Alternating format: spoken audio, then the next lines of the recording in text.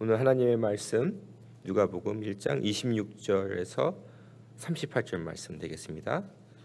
여섯째 달에 천사 가브리엘이 하나님의 보내심을 받들어 갈릴리 나사렛이란 동네에 가서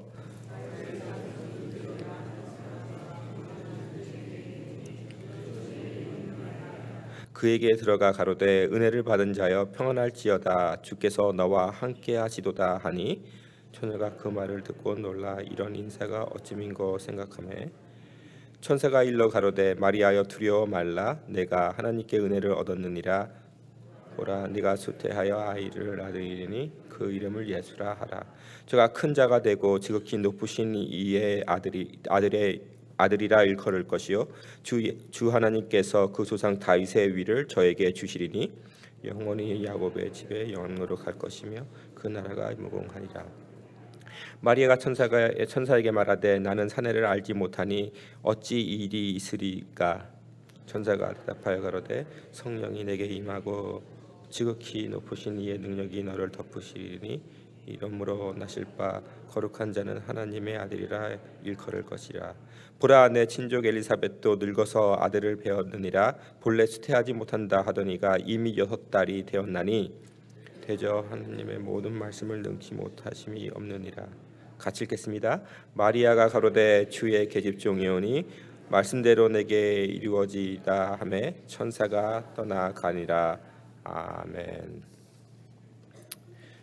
제 오늘 말씀은 누가복음에 있는 그러한 예수님의 탄생의 이야기, 이제 마태복음에서 나오는 그 요셉, 그러니까 예수님의 육신적 아버지 요셉의 이야기에 이제 반대되어서 이제 누가복음에서 나오는 그 마리아의 이야기가 오늘 저희가 읽은 말씀의 대목입니다. 그 1세기 중동에 가면 생각을 해보면요, 지금도 마찬가지겠지만은 아마도 세상에서 가장 사람들한테 이렇게 존경받지 못하고 무시받지 못하는 사람들이 중동에서 태어난 아닌 중동에서 태어난 그러한 그 어린 소녀들이 아닌가 저희가 생각해 볼 수가 있습니다. 지금은 아직도 중동에서는요, 여인들은 법정에 혼자 설 수가 없습니다. 꼭 남자가 같이 서야 돼요. 그래야지 법적으로 인정이 갑니다. 남편이 있어야 된다든지 아니면 부모가 있어서 꼭 남자가 있어야지 됩니다. 우리 그 성경에 예수님께서 이제 비유로 주신 말씀 중에서 어떠한 과부가 어떠한 재판장에 가서 계속 졸르는 모습이 나오죠. 그 이유가 왜 그렇습니까? 그 여인이 재판장 앞에 사실 설 수 있는 분이 아니에요. 왜냐하면 남편이었기 때문에. 근데 계속 가서 그냥 집에 문드리고 졸르니까 재판장이 그의 이제 그 소원을 들어줬다라는 그런 예수님 말씀하시면서 하나님 아버지는 얼마나 선하신 분인데 너의 기도를 안 들으시겠냐 그렇게 말씀을 하시죠. 그 1세기에는 그것이 더 상황이 더 그랬을 것입니다. 성경에서 나오는 그러한 그 많은 그러한 사람들 중에서 아마 가장 불쌍한 사람들이 있었다면은 아마 1세기에 그 소녀들, 특별히 결혼을 해서 이제 남편이 조금 직위가 있고 또 아니면 소녀라고 해도 아버지가 조금 그 높은 위치를 갖고 있다든지 많은 부를 갖고 있었으면은 이제 많이 동네에서 사회에서 많이 인정을 그래도 받았을 텐데, 아버지가 무서워서 아니면 남편이 두려워서 그래도 웬만큼 인정을 했을 텐데 아무도 모르는 그러한 소녀, 특별히 고아 같이 자라는 그러한 소녀가 있었다면은 그 소녀는 아마 그렇게 사회에서 무시를 당하고 인정을 받지 못하는 그러한 사람이었을 것입니다. 오늘 성경에서 나오는 그러한 말씀 중에 이제 동정녀 마리아, 이제 처녀이죠. 우리 한국 사람들 처녀라고 생각하면 어떠한 그 생각이 들죠? 한 20대 초반에 뭐 아름다운 그러한 여인, 뭐 처녀 그렇게 생각을 하는데, 사실 영어에서 처녀라고 했을 때에는 결혼을 하지 않은 남자를 아는 여자, 알지 못하는 그러한 여자가 아니라 보통 어린 여자아이를 얘기하고 있습니다. 보통 12살에서 아마 최고로 한 18살. 근데 이 유대 사람들이 결혼하기에 가장 적합한 나이가 한 13살에서 한 15살 정도였거든요. 지금 정혼을 약속한 마리아는 아마 13살에서 15살밖에 안 된.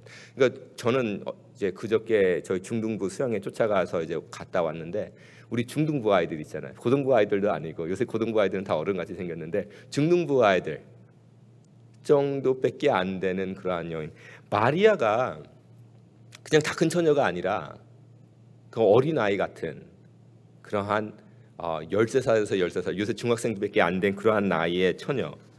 근데 이 요셉을 보면요, 요셉 마태복음에서 이제 마태가 이제 유대인으로서 유대인에게 편지를 쓰면서 이제 이 복음서를 쓰면서 제일 처음에 시작하는 게 뭐죠? 족보를 따지죠. 족보를 따져서 이제 예수님이 요셉이 다윗의 자손이다, 아브라함의 자손이다, 그것을 이제 따지면서 나가는데 마리아는 족보가 없어요. 마리아의 이제 누가복음에서 나오는 족보도 결국은 요셉의 족보이고 마리아가 누구의 딸이다라는 게 없어요. 마리아는 지금 딱 한 가지 지금 잡고 있는 게 있는데 뭐냐면 요셉, 다윗의 자손인 요셉과 정혼한 것밖에 없는데 지금 동정녀 이 마리아가 이제 성령을 통하여서 임신하게 됨으로 말미암아 어떻게 되면 이혼을 파혼을 당하게 될 그러한 경우까지 가게 되는데 사실 오늘 말씀에서 중요한 것은 무엇이냐면 이 마리아가 1세기에 사는 중동 여자로서 유대인 여자로서 정말로 붙잡을 것 없고 세상적으로 봤을 때에 위대하다 할 수 없는 그렇게 크게 쓰임을 받을 만한 존재가 아닌 그러한 여인이라 하는 것입니다. 근데 하나님께서는 이제 독생자 예수 그리스도를 이 세상에 보내시면서 선택하신 여인이 누구냐면 세상으로 봤을 때에 아무 볼 것 없는 그러한 어린 처녀를 선택하셨다. 그것이 오늘 성경에서 저에게 주는 그러한 말씀인 것입니다. 그리고 이 예수님의 이야기, 그 마리아의 이야기 전후에는 엘리사벳의 얘기가 나오죠.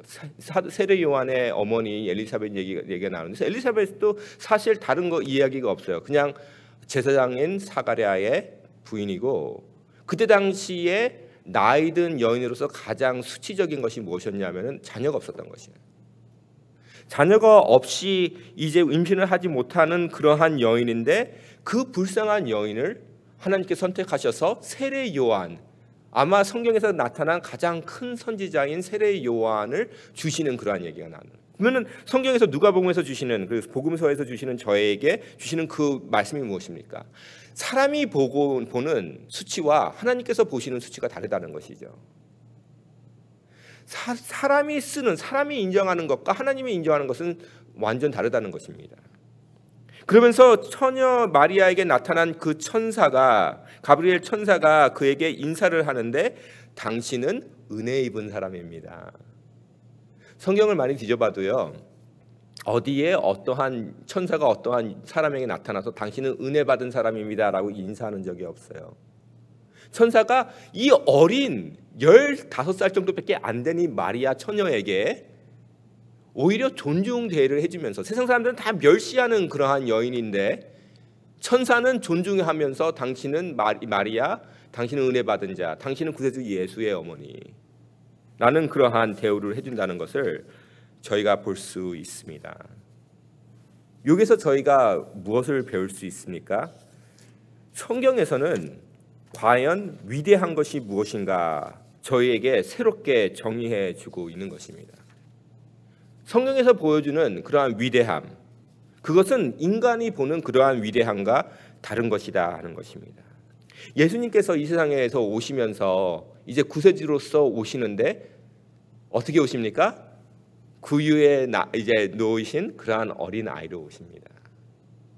이 세상에서 가장 멸시받았던 사람들입니다. 유대인들은 그때 당시에 지금 식민지로서 로마 사람들한테 이제 정치를 받으면서 통치를 받으면서 살고 있는 그러한 사람들입니다. 예루살렘에서 태어나지 않으셨습니다. 베들레헴에서 태어나셨습니다. 베들레헴에서 태어나시는데 그러게 피난자 같이 떠돌아다니는 그러한 사람들의 그러한 부모의 자녀로 예수님께서는 태어나셨습니다. 그러한 이제 아주 겸손히 이 세상에 태어나실 그러한 예수님을 생각하시면서 하나님께서 구상하실 때에 선택하신 그러한 예수님의 어머니는 세상적으로 봤을 때 비천한 사람이었으나 그러나 하나님 보시기에 굉장히 아름답고 그리고 위대했던 그러한 마리아라는 그러한 아주 어린 여인을 하나님께서는 선택하셨던 것입니다. 저희도 오늘날 하나님의 일을 한다고 아니면 세상 일을 할 때에도 웬만한 인줄이 필요합니다. 그리고 웬만한 학벌이 필요합니다. 웬만한 경험이 필요하고 그래야지만 우리가 하나님의 일을 할 수 있다 생각할 때가 있습니다. 사역을 할 때도 웬만큼 사람들을 누구를 알아야 되고 같이 동창이 있어야 되고 그래야지만 뭔가가 연결되어서 선교도 할 수 있고 목회도 할 수 있다라고 생각할 수가 있습니다. 근데 하나님께서 일을 하실 때에는 하나님께서 홀로 영광 받기를 위하여서 선택하시는 사람들이 있습니다. 그리고 하나님께서 선택하셔서 위대하게 하시는 사람들이 있습니다. 그것은 결코 세상 사람들이 세상의 적인 힘으로써 성공할 사람들을 하나님께서 선택하시는 것이 아니라 하나님께서 하나님의 마음에 드셔서 하나님께서 영광 받기 위해서 선택하시는 사람들이 있다 하는 것입니다. 마리아가 왜 변하게 됩니까? 그것은 결국 예수님을 잉태할 사람으로 선택을 받았기 때문인 것입니다. 하나님께서는 예수 그리스도를 통하여서 이제 마리아를 선택하셔 위대하셔서 역사에 기억 남는 그러한 인물로 남기게 하십니다. 여기에서 우리가 생각해야 될 것이 있습니다. 그것이 무엇입니까? 마리아가 가지고 있는 다른 사람이 갖지 못하는 마리아만 갖고 있는 그런 특권이 무엇이 있습니까? 그것이 무엇일까 생각해 봤을 때 결국 우리는 어떻게 생각해 보면은 그것이 무식한 것이 아닌가 생각할 수가 있습니다. 마리아가 무식했기 때문에 저는 가끔가다 그런 생각을 해요. 제가 한 25년 전에 목회를 해야 된다라는 그런 생각이 들었어요. 그래가지고 하나님한테 컬링을 받았다 생각해서 기도하기 시작을 했는데 그때 한 25년 전에 목회가 힘들 것이다. 이 정도 힘들 것이다. 하나님께서 다 얘기해 주셨으면은 목회를 안 했겠죠. 그렇죠? 우리 인생이 그렇지 않습니까? 무슨 한 일을 시작할 때 굉장히 내가 다 알고 시작하면은 엄두도 못 내는 거죠. 모르고 했기 때문에 그냥 순간순간마다 하나님 의지하면서 뭔가를 해내는 거예요. 우리가 다 알아서 다 잘났기 때문에 하는 것이 아니죠. 요새 아이들은 모든 것을 다 알고 선택을 하기를 원하지만은 사실 하나님의 일을 한다는 것은 모르고 하는 것이에요. 마리아가 아는 것이 없기 때문에 무지했기 때문에 하나님께서 선택하셨을까? 그렇게 생각할 수도 있어요. 영어로 그런 말이 있죠. Ignorance is bliss. 모르는 게 축복이다라는 얘기죠. 무지한 것이 축복이다. 그런데 사실 마리아가 가지고 있는 특권이 무엇이었냐면은 하나님께서 함께 하신다는 말이에요. 오늘 하나님의 말씀으로 저에게 주신 것이 무엇이냐면 마리아는 세 가지의 특권이 있었어요. 뭐냐면 하나님에게 은혜 받은 자, 두 번째로는 성령이 임하는 자, 세 번째로는 예수 그리스도를 정말로 육체적으로 잉태하는 자. 마리아말로 정말로 성부, 성자, 성령, 삼위일체 하나님께서 같이 임재하신 사람이지 아니었겠습니까? 근데 이것이 바로 우리의 성공의 지름길이죠. 우리는 세상적으로 인줄이 있어야 된다, 학벌이 있어야 된다. 우리는 세상적으로 어떠한 경험이 있어야 되고 우리는 무언가 세상적인 부가 있어야 된다 생각하겠지만은 하나님께서 쓰시는 사람은 딱 한 가지 붙잡는 사람. 하나님께서 함께하는 것만 붙잡는 사람이 결국 하나님의 일을 한다는 것입니다. 내가 세상에 많은 그러한 잡을 것이 있지만 그것을 다 놓고 하나님을 붙잡을 수 있는 사람만이 하나님의 일을 할 수 있다 하는 것입니다. 그러한 사람이 바로 하나님 보시기에 위대한 사람이죠. 하나님께서 사울 왕을 선택하셨을 때 그가 키가 커서 머리 하나가 더 크다 그랬어요. 그렇죠? 그가 잘생겼다 그랬어요. 근데 하나님께서 결국 그를 버리시죠. 그러면서 하나님께서 선택하신 사람이 뭐예요? 다윗인데 그는 어떠한 사람? 내 마음에 합당한 사람. 하나님만 붙잡는 사람이었어요. 특별히 잘생겨서가 아니라 특별히 키가 커서가 아니라 특별히 그 집안에서 장남으로 태어난 사람이 아니라 막내로 태어났어도 아버지한테 인정받지 않아서 사무엘 선지가 찾아왔을 때 부르지도 않았던 그 아들이라도 하나님만을 붙잡을 수 있는 그러한 사람이었기 때문에 하나님께서는 그를 선택하셨다 하는 것입니다. 하나님께서 쓰시는 사람은 무엇입니까? 결국 하나님만 붙잡는 그러한 사람. 마리아 같이 아무것도 가진 세상적으로 볼 것이 없는 그러한 처녀였지만 하나님께서 선택하셔서 약속하신 사람, 내가 너와 함께하리라. 성령이 너에게 임하리라. 네가 잉타하여서 이제 하나님의 아들을 낳게 되리라 한 그 여인이 바로 하나님께서 쓰신 사람이 된다 하는 것입니다. 이것이 바로 저에게 주는 오늘 하나님의 말씀의 교훈인 것입니다. 성탄절은 저희에게 무엇을 가르쳐 줍니까? 성탄절은 저희에게 겸손을 가르칩니다. 구세주가 이 세상에 오셨는데 겸손하시게도 베들레헴에서 태어나셔서 말구 위에 놓이시는 그 예수님, 겸손하게 찾아오신 예수님. 그리고 예수님께서 잉태하시기 전부터 아주 겸손한 사람들, 아무것도 가진 것이 없는 사람들을 통해서 하나님께서 일하심을 통하여서 세상적인 그러한 어떠한 영향권을 선택하지 아니하시고 오히려 겸손하게 사시는 사람들을 선택하신 하나님. 그 하나님께서 오늘날도 하나님께서 일을 하실 때에 겸손히 하나님만을 붙잡는 사람들을 선택하셔서 일하신다라는 그러한 진리가 바로 성탄이 저에게 주는 그러한 교훈인 것입니다. 하나님께서 쓰시는 사람들은 결코 하나님께서 편안한 삶을 주시지는 않습니다. 성경에서 주시는 그러한 위대한 삶이라는 것은 세상이 생각하는 그러한 위대함이 아닙니다. 하나님께서 겸손한 사람들을 살아서 부한 사람으로 만든다라는 것이 그것이 기독교의 정신이 아니죠. 그것이 기독교의 진리가 아닌 것입니다. 하나님의 진리는 무엇입니까? 겸손한 사람 들어서 크게 쓰시는 위대한 사람으로 쓰시는 하나님이신데 그 하나님께서 생각하시는 그러한 위대함은 세상 사람이 생각하는 그러한 성공과 다르다는 것입니다. 내가 하나님께 쓰임을 받는다는 그러한 긍지를 가지고 살 수 있지만은 그 긍지를 잘못 착각하여서 내가 하나님께 쓰임을 받는 사람이기 때문에 내가 이제 부해야 되고 편하게 살아야 된다라고 생각한다면 거기서 그 사람은 타락하게 되고 그리고 멸망의 길로 가게 되는 것입니다. 세상에 많은 하나님께 쓰임을 받은 많은 사람들이 결국 거기에서 놓치게 되는 것이죠.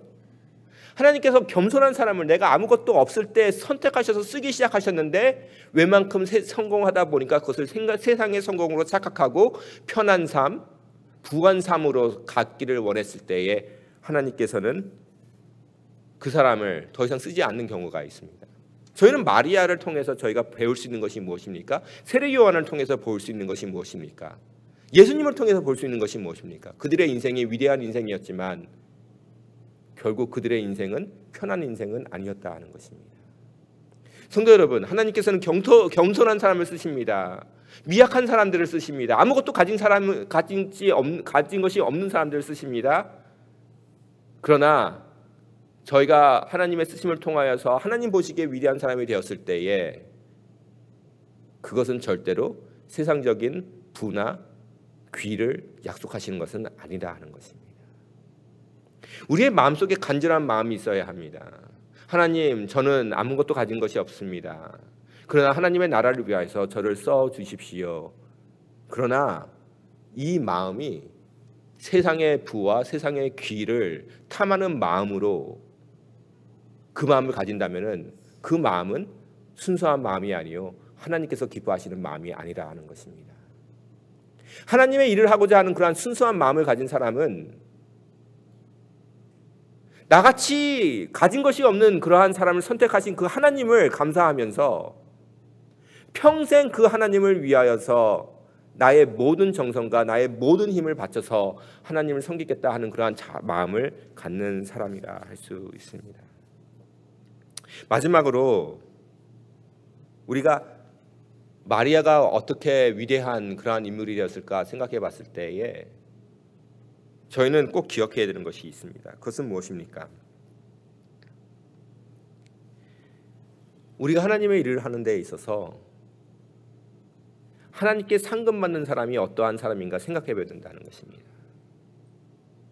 저는 심판 날이 조금 많이 두려울 때가 있어요. 저는 이 세상에서만 목사예요. 그렇죠? 천국 가면 목사 아니에요. 근데 목회를 한 20년 하다 보니까 제가 목회자라는 데 굉장히 그 자격지심이 많이 생겼어요. 그래서 마켓을 같은 데 가가지고 사람들이 안 알아주면은 조금 마음이 안타까워요. 그렇죠? 내가 그래도 목사인데 이 사람들은 난 모르네. 뭐 그런 생각이 조금 들 때가 있어요. 굉장히 착각하는 거죠. 천국에 가면은 목사가 필요가 없어요. 근데 그것보다 더 두려운 게 뭐냐면은 제 자격지심이 없어진다는 거죠. 근데 그것보다 더 두려운 게 뭐냐면은 상 굉장히 조금 받을까 봐 조금 두려워요. 왜냐하면은 저는 천국 심판날 생각했을 때에 만약에 마리아가 위대한 사람이라면요, 심판날 정말 큰 상 받을 사람들은 그 궁전에서 살지 않는다는 거죠. 큰 교회에서 목회하지 않는다는 거죠. 그냥 한국에서 어떠한 구멍가게에서 그냥 물건 팔면서 번 돈으로 다 선교하시는 분들이 있어요. 저희 외할머니가 그랬어요. 평생 아무도 모르는 데에서 헌신하시면서 사시는 분들. 제 생각엔 그런 분들을 이름을 부르시면서 우리를 깜짝깜짝 놀라게 하실 것 같아요, 예수님께서. 그리고 큰 교회 목회하시던 분들은 저기 구석에서 그냥 가만히 그냥 서로 모아서 그냥 그냥 구경만 하고 그냥 아무도 몰라주는 그러한 권사님들, 기도 많이 하신 분들. 오늘 마리아 이야기가 그래요. 이 마리아 같이 아무 데서 그 시골 구석에서 처박혀 있듯이 하나님을 섬기시는, 그러나 하나님 보시기에 천사를 보내시면서 하나님께서 13살짜리 15살짜리 처녀에게 천사를 보면서 막 화려하게 인사를 하시잖아요. 은혜를 입은 자요. 세상적으로는 상상을 못할 것인데 천사가 그렇게 대우를 해준다는 것이죠. 세상 사람이 봤을 때는 아무것도 아닌 것인데 하나님께서는 그렇게 대우를 해주셨다는 것이죠. 어떤 면은 이것이 천국의 모습이 아닌가 하는 것입니다. 하나님께 상 받기를 원하고 정말로 섬기는 사람은 이 상상을 해야죠. 이 꿈을 꿔야죠. 세상 사람들한테 인정을 받는 상이 아니라 결국 내가 하나님 앞에서 설 것인데 그날을 위해서, 그날 상 받기 위하여서 비밀리 하나님 섬기는 사람들, 그러한 사람들이 바로 하나님의 일을 하는 사람들이 아니겠습니까? 그러한 사람들이 바로 하나님께서 기뻐하시는 사람들이 아니겠습니까? 그러한 사람들이 바로 우리가 정말로 원하는 사람이 되지 않아야 되겠습니까? 우리가 어떠한 사람이 하나님께 상 받는 사람이, 어떤 사람들이 하나님 보시기에 위대한 사람이라는 생각을 놓치게 되면 주님의 일을 할 수가 없는 것입니다. 그날을 바라보면서 우리의 하나님이 그러한 하나님이시기 때문에, 우리 하나님은 세상 사람들이 큰 사람이라 해서 다 이렇게 쫓아다니면서 칭찬하는 하나님이 아니세요. 우리 하나님은 아무도 모르는 것을 혼자 보시고, 그리고 세상 사람들은 다 무시했을 때 혼자서 박수 치시는 그런 하나님이세요. 미천한 사람들을 사랑하시고 겸손한 사람을 사랑하시는 그러한 하나님이세요. 그러한 하나님이시기 때문에 마리아가 위대한 것이에요. 우리도 그러한 하나님을 섬기는 사람들이기 때문에 하나님께 쓰임을 받는 사람들이 되는 것입니다. 하나님께 쓰임을 받는 모든 사람들은 그 사람들이 잘나서 하나님께 쓰임을 받는 것이 아니라 우리의 하나님이 위대하셔서 쓰임을 받는 사람들이신 것입니다. 그리고 예수님은 그러한 모습을 그 말구위에서 저에게 보여주셨습니다. 그 하나님을 찬양하시면서 그 하나님께 오늘 이 아침에 기도하시면서, 하나님, 제가 여기 있사오니 저를 받아주시고 저를 써주십시오. 제가 미천하고 세상적으로 볼 것이 없지만 주님만 붙잡겠사오니 주님 저를 써주시고 이 크리스마스에도 더 낮은 곳으로 향하게 하여 주시옵소서. 기도할 수 있는 이 귀한 아침이 되기를 주님의 이름으로 축원합니다. 아멘. 다 같이 기도드리겠습니다.